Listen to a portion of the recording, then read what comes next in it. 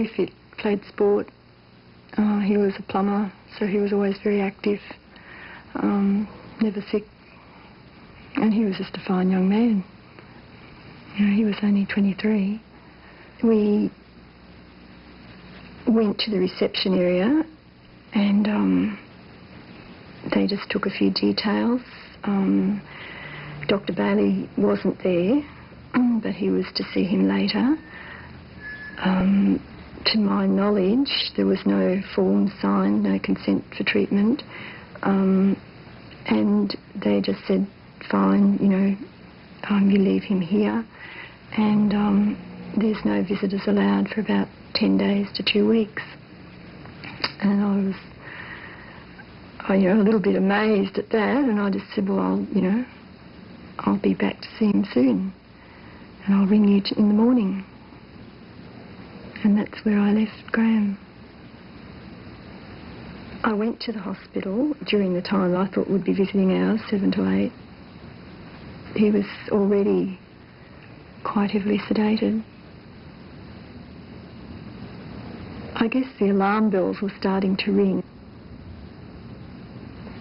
So I called Dr. Bailey and told him that I was shocked to see Graham so heavily sedated, that I felt sure that Graham would not have understood that a few days' rest in hospital could possibly mean this sort of treatment, that I'd never seen this treatment, and that I wasn't happy about it, and that I wanted it stopped. I went to the hospital the next evening and I found Graham to be more deeply sedated. He was lying flat on his back. His arms were restrained and strapped to the bed, and he had a nasogastric tube in place, indicating to me that he was, the sedation had been increased, and that he now did not have a swallow reflex, and that was used to give him his fluids and sustenance. I felt panic, and I went to the desk to find some staff and asked them, why he was like this, what had happened, what was going on with the treatment, that, was the sedation lighter. And they appeared not to know anything about the lightening of the sedation. They couldn't tell me any details, and they suggested that I ring Dr. Bailey again. And due to the late hour of the night, I didn't ring him then. And it was in the early hours of that morning that Dr. Bailey rang me and said that Graham was dead. Before Graham Carter entered Chelmsford, 8 patients had already died of deep sleep treatment. 5 had died in 1964 alone, and nobody blew the whistle. It was only when Jane went to the police and there was a subsequent coroner's inquiry that the first real chance of stopping the treatment occurred. But although the coroner expressed concern at the level of drugs given to Graham, he failed to refer the case for further action. I felt angry and frustrated that, given medical evidence at the inquest and the information that came to light, it was evident that there was a lot of doubt and concern surrounding this treatment and Dr. Harry Bailey, and it appeared that nothing was ever investigated or followed up, meaning that more lives were to be lost.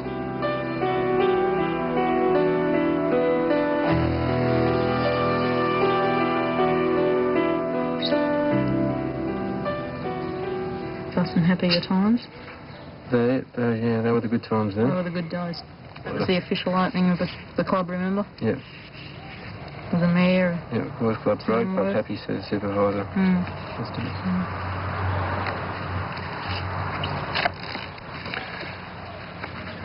Then we get to the funeral. He used to work out in the gym next to, the Police Boys Club. I'd get in there with him and muck around with him, lifting up weights and stuff, or trying to. You know, it's little things like that. You know, I used to copy things he did. You know, there's certain ways he'd lean against the wall and I'd copy that. And just, you know. Peter Clark began to suffer from unexplained headaches and bouts of nausea and was referred by his GP to Dr. Bailey. Then, after a particularly bad bout of giddiness, Peter Clark asked his wife to take him back to Bailey. Now, he really believed in him, like all his other patients did. And he just, you know, begged Mum to take him there. So that's where she took him. I remember my brother and I were in bed about 10 o'clock. The phone rang, and I heard my mother scream when she picked it up. Dr. Bailey told her over the phone that my father had just died from a massive heart attack. And she screamed, she screamed. She said, "I don't believe you, you know." He was a 31-year-old police officer. That tells me that I would anticipate that he was physically fit. He was given quite large doses of barbiturates, and I think the respiratory nature of his death seems to be substantiated by the events on the evening when he received ECT, and shortly afterwards was found to be cyanosed. Now, cyanosis simply means that the blood has got very much less oxygen in it than it would normally have, and indicates, to my mind, that he would be effectively starved of oxygen, asphyxiating, if you like. But the circumstantial evidence here looks very much as though he died of respiratory failure. Peter Clark's death certificate, authorised by Bailey, makes no mention of respiratory failure or deep sleep treatment. 3 years and 7 deaths later, the death of Miriam Polio, admitted with depression after breaking up with her boyfriend.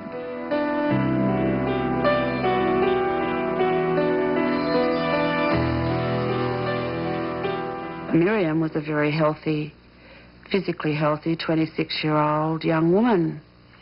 And when she went under sedation, no one expected any complications. Why would you? By 1977, there can be no doubt that all the Chelmsford doctors should have known the dangers of infections during deep sleep treatment. Dr. Bailey himself had referred to it in his lecture to the nurses. Yet Miriam Polio died of gangrene of the bowel, a complication that remained undiagnosed by any of the Chelmsford doctors, in spite of the concerns expressed by the nurses. We'd been sort of told about the other people, you know, they weren't well, you know, they would have killed themselves anyway, or they were on a path of destruction, or they've destroyed their bodies and their hearts gave out, and that sort of thing. But there was no explanation for Miriam. And it was very devastating, and it really caused a lot of problems with the staff. In fact, it was really interesting that sometime after, not long after Miriam's death, John Gill came to me and he said, "We better have another barbecue. We have to increase the staff morale."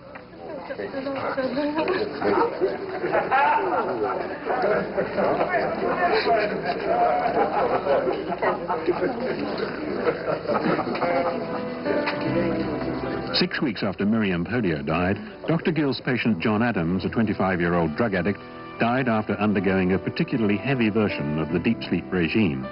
Double doses of sodium amytil, methadone, largactil, Valium, Tuinol, Tranxene, and Ulactil clearly precipitated his death. The point really at issue is that with the very large dose of barbiturates and the normal doses of some of these other drugs, there is a risk of very significant interaction. That in fact the pumping